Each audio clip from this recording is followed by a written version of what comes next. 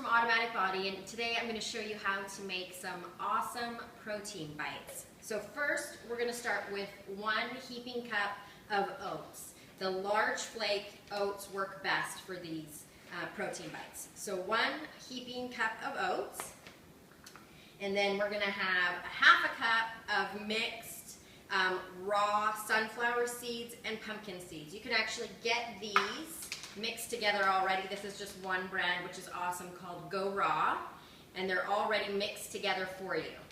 So we have ½ cup of those. Just throw them in.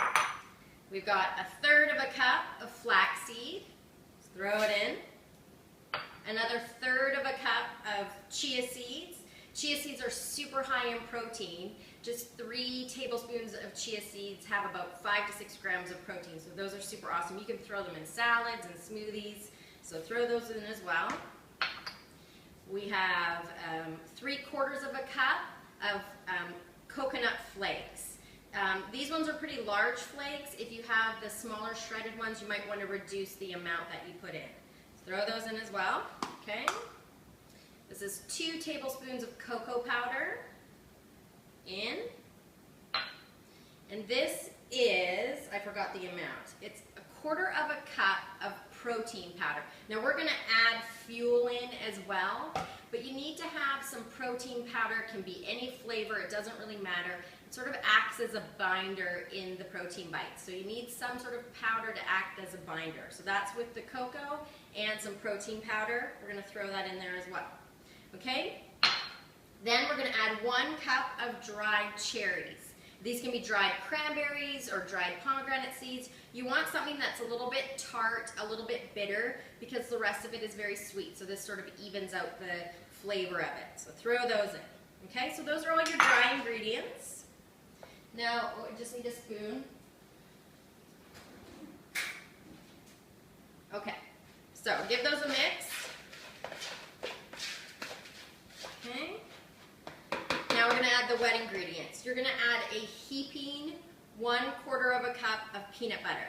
You don't have to use peanut butter. You can use almond butter, you can use sunflower butter, any butter. Just not butter. Okay, so throw that in. Then you want to add 2 tablespoons of liquid honey. So you can just kind of eyeball it, 2 tablespoons. Now, this is a good time if you want. You can also heat up some coconut oil and add about 2 tablespoons of coconut oil in as well. So you want to mix it around. It takes a little bit to incorporate the peanut butter. Just kind of cut it up. And this is where we're going to add fuel.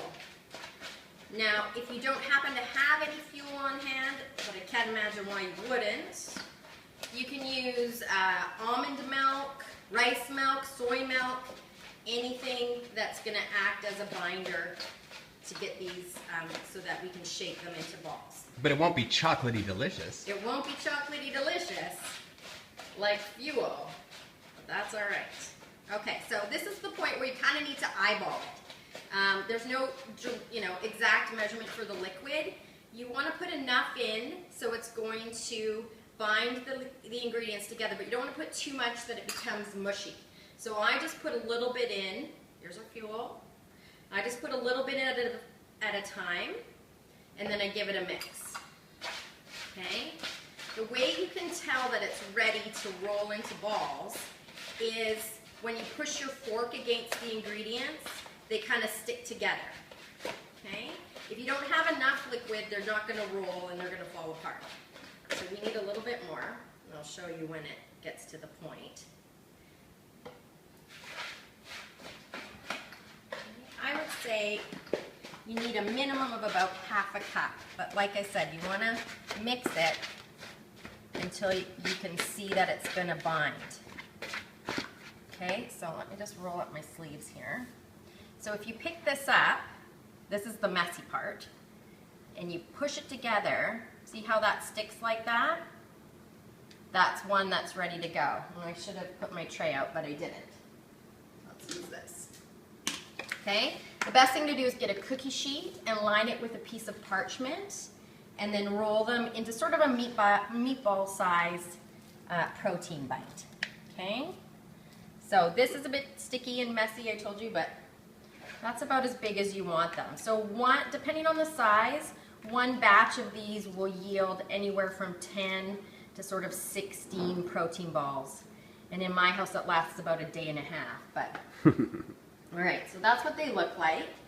So once you finish getting them all rolled together, you want to place the whole cookie sheet in the freezer. Okay, it's important to put them in the freezer for about 30 minutes because that really seals the shape of them. After about 30 minutes, you can take them out, and then I store them in an airtight container in my fridge. I think they're best served cold, helps keep their shape, and I just think it's a better flavor when they're cold. All right, so we'll post the written ingredients as well so that you can have a copy and enjoy. They're awesome. Kids love them. They're great. They kill that sweet craving, and they also help fill your belly. So thanks for watching.